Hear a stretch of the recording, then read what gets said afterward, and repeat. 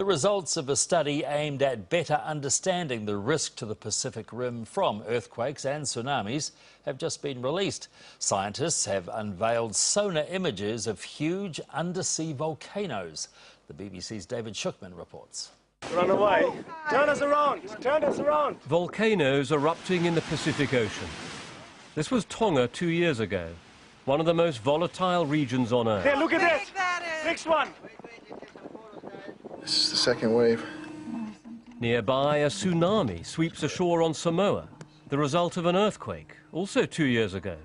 The seabed beneath the Pacific is often violent, and we don't know much about it. A British research team went to investigate last summer. Using the latest sonar technology, they built up an unprecedented picture of the seabed and the huge forces at work. The research was in part of the so-called Pacific Ring of Fire, the fault lines and volcanoes circling the ocean.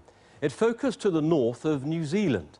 Here are those volcanoes near Tonga, and here's Samoa, where that tsunami struck. All highly active, with the Pacific tectonic plate moving westwards, colliding with the Indo-Australian plate.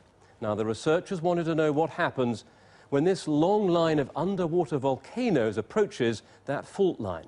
Each of them is several miles high, and ahead is one of the deepest chasms on the planet. Now, for the first time, they've captured how these huge mountains are destroyed as they fall into the abyss.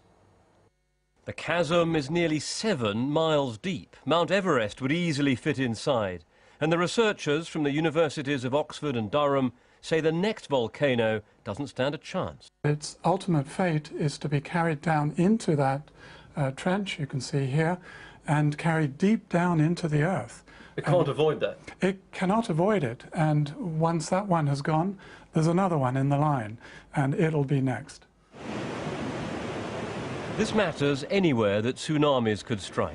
The great wave that hit Japan last March was the result of an underwater earthquake. The more they're understood, the better the chance of early warning for the next one.